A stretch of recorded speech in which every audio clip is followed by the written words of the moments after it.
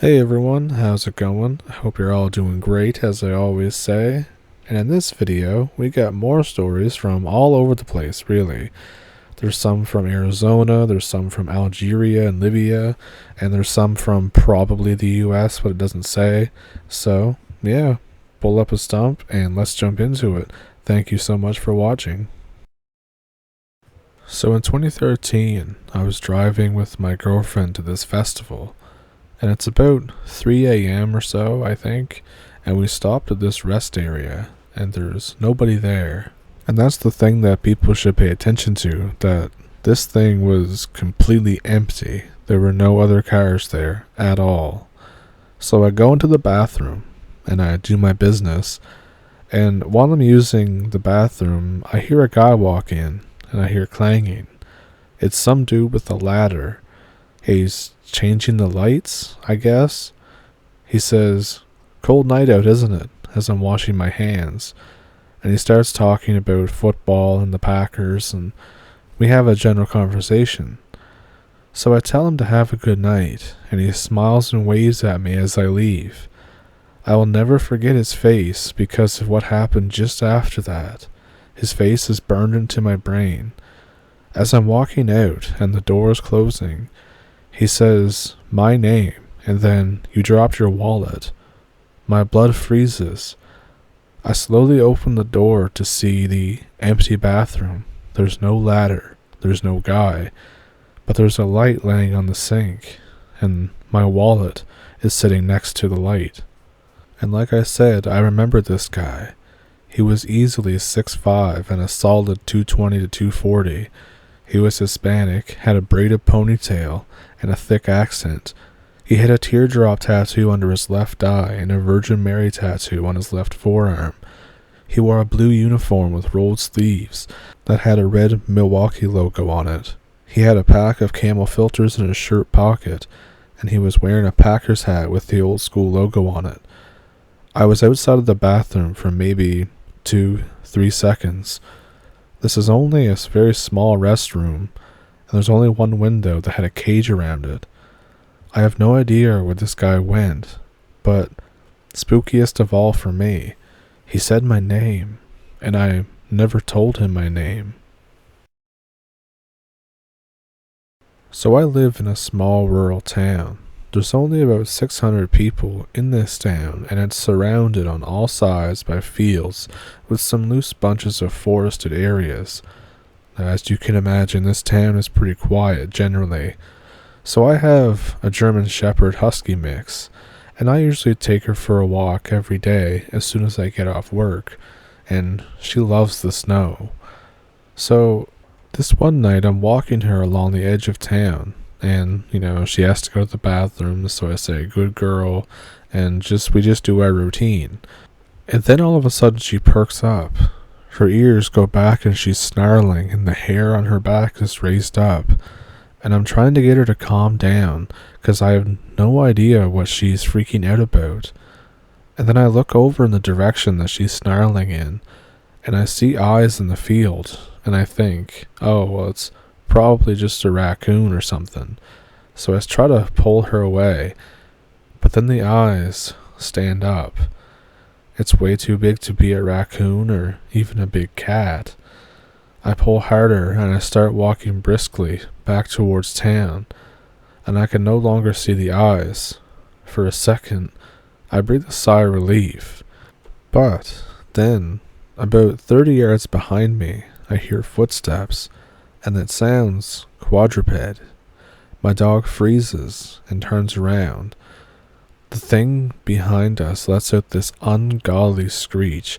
The dog is again just freaking out, and I am just terrified. The thing takes off because the dog rips the leash out of my hand while I'm standing there, and is acting like a psycho, just barreling toward it. My dog chases it into a field, and I can see it run into this wooded area. I catch up to my dog and stomp on her leash before she can follow it into the trees. This thing was quadruped and tall. If it was a cougar, it would have to be the biggest cougar that anyone's ever seen. It probably wasn't a bear, as they're not very common here. and I just don't know what it was. I don't think it was like a skinwalker or anything, but it was definitely really terrifying to me. So this happened in 2009.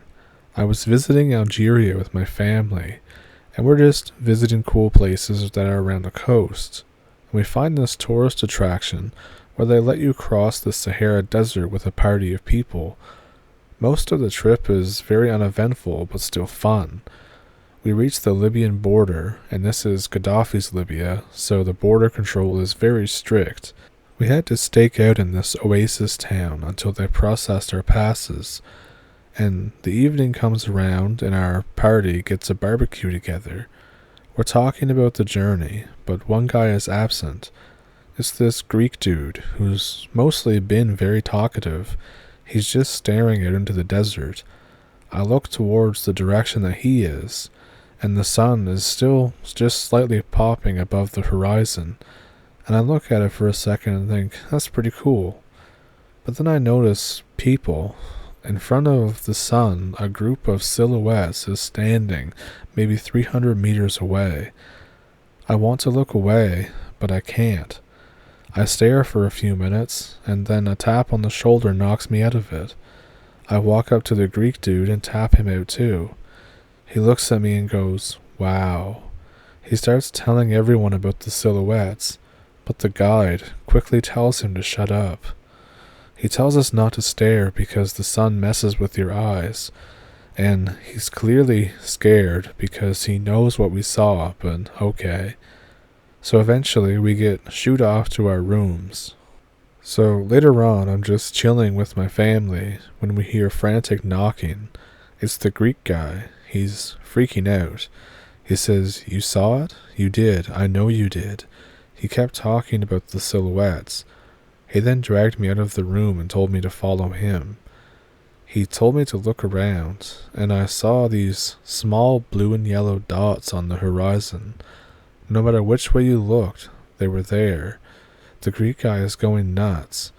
And then two of the blue dots start getting bigger. I tell the Greek guy to be quiet. We watch the dots get very bright, and suddenly my body is covered in this blue light, and I start feeling very exhausted. Myself and the Greek guy fall to the ground, and I start vomiting. Then someone comes out with the brightest flashlight I've ever seen, and I get a glance at what was being illuminated. It was a humanoid figure. It looked like it just had a skull face, but it was covered in arms. And I made a sketch of what I saw, or at least what it looked like to me, and it retreated back into the darkness. This dude screams at us in Arabic. The guide comes and slaps us with his sandal and tells us to get back into our rooms and not come out until dawn. So dawn comes, and we pass through Libya with no trouble. The whole journey, me and the Greek guy are very quiet. The guide won't even look at us. When we come back to Algeria, the guide advises us to go to a hospital. So I do. The doctors sit me down and ask me weird questions like, have I had any nightmares, bad dreams? Have I been hallucinating? Any weird things like that. Have I seen relatives that seem like strangers to me and I don't know who they are? I answer no to all of these and I'm really weirded out. But they let me out, and for the rest of the trip I just feel really uneasy. So in 2009, my family was on an upswing. My dad became rich because he had sold property in Los Angeles, and he was going to use the money to start a fruit packing company. So he bought this old packing factory out in Visalia, California. It was surrounded by orange groves everywhere, nothing for miles and miles. It's a real old factory too, but it was huge, and the conveyor belts were still in pretty good condition. So Mom would force us to leave our big old mansion and computers to go with him out there, and us being me and my 3-year-old kid brother. At the time, I hated every second of it, Being a city kid from Los Angeles, I literally could not physically stand the silence out in the orange groves. It was so quiet that all you could hear is the faint wind. I sometimes felt like I could hear the clouds forming and dissipating. It was that quiet. I tried to pass the time and entertain my baby brother. That day that this happened, there were no workers around. There was only a few office people and my dad, who was organizing the next purchase. So I plopped my brother in a wheelbarrow and I wheeled him around the property, and he's having a great time doing it, and that means that I'm having fun because I'm occupying him and, in turn, occupying myself. So I take him down this steep ramp that's underneath the factory that looks like what used to be or could have been a loading area that leads into a storage thing. So we go down the ramp, and it's suddenly pitch black. My baby brother is not saying a word, and for some reason, all the hair on the back of my neck stands up, and I'm super alert. Every little sound is something that I'm darting around, paying attention for. It feels like that we went into a different dimension almost. So, stupidly, I inch myself and the wheelbarrow with my brother slowly down through the dark. There's this wood threshold type area that's separating the next chamber where there's more storage. It's, again, huge and literally pitch black. As I'm inching through, I'm getting closer to this threshold, and I'm thinking of pushing past it to go see what's in the next set of rooms. But then suddenly every cell in my body screams at me to turn the wheelbarrow around and just turn around and leave. My baby brother is still, but he's terrified. I can feel it. I pull the wheelbarrow slowly back out the loading area and up the ramp back into the sunlight. I pick up my brother and I kick the wheelbarrow away, and then we just go and chill in this camper trailer for a bit. My brother is calm now, but I'm not. I'm rattled for some reason, like a rabbit that got just dropped from the jaws of a coyote. So, fast forward some time later, and I tell my dad about this, and he says that I shouldn't have gone down there because that's where one of the past owners had blew his top off with a shotgun. So maybe that explains the feelings I had down there. I don't know. So I've blocked out a lot of scary memories from my time living in northern Arizona. A lot of weird things happened there. So I don't have any personal stories that I remember vividly, but my friend who lives out on the Navajo res has a story from her barn. It was really late at night, and she was taking her dog out to go to the bathroom, and she heard these horrifying screams and shrieks that pierced the darkness. Her dog immediately starts freaking out, and she's looking around trying to find the source, and she realizes that it's coming from the barn. All the sheep and mother cows are howling in fear and pain. She runs toward it and sees an eviscerated, bloody sheep in the middle of the floor. Something naked, pale, and skinny looking with these large, reflective white eyes crawls up the wall and jumps into the rafters some 20 to 30 feet above and then disappears. My friend's brother had to spend the next week out on the roof in the freezing winter nights with a shotgun, and somehow the animals would still get eviscerated. This was until they hired a shaman to sanctify the place. For those who don't know, the Navajo used to practice skinwalker rituals, and some still do. I haven't spoken this story to other people because sometimes just saying the name can harbor bad stuff, and I lived in a secluded area. This next story once again didn't happen to me, but it was a friend from my church group, not living on the res, but he's an outdoorsman, and he loves late night hikes in particular. So, he was driving through the woods late at night, coming home from this camping trip.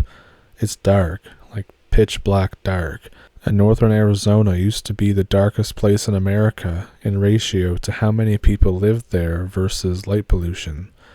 So, he's passing through some very dense pine trees, and he sees eyes on the side of the road, and he thinks, no big deal, it's probably a deer, it has the same reflective eyes.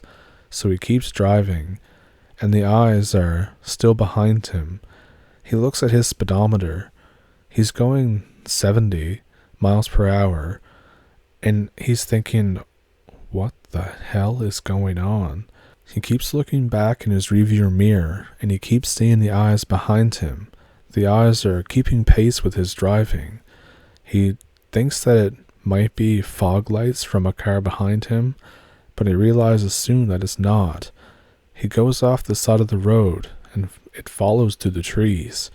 He picks up some speed through the trees, and now it's keeping pace beside the car, looking directly at him.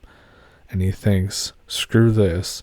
So he reaches into his glove box, and he pulls out a pistol, and he shoots at it. It doesn't leave.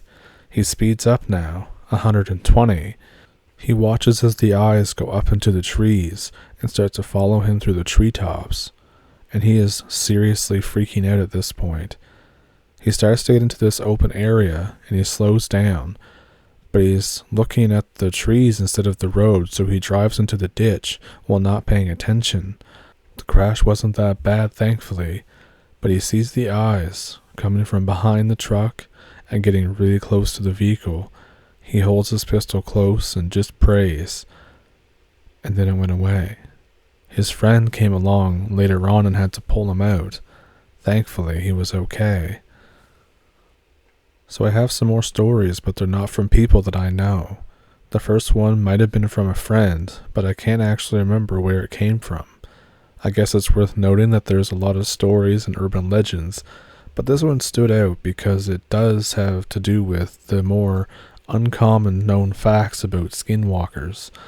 The way that shamans usually undo the curse or drive them away is they have to find out the name of the skinwalker, go to the place the skinwalker lives, and then say its name aloud.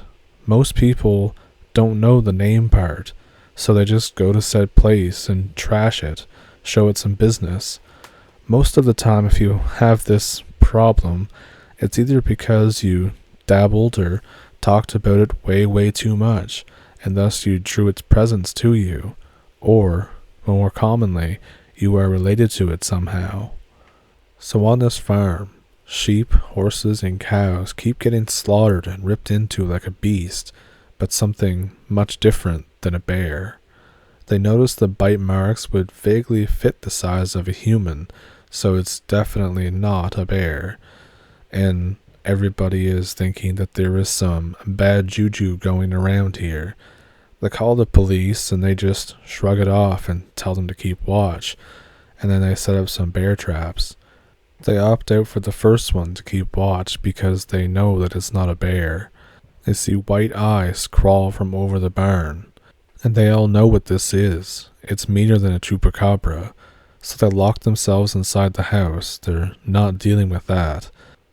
They're very broke, and they can't afford to buy a shaman, but they also can't risk losing more livestock, so they call up friends and brothers.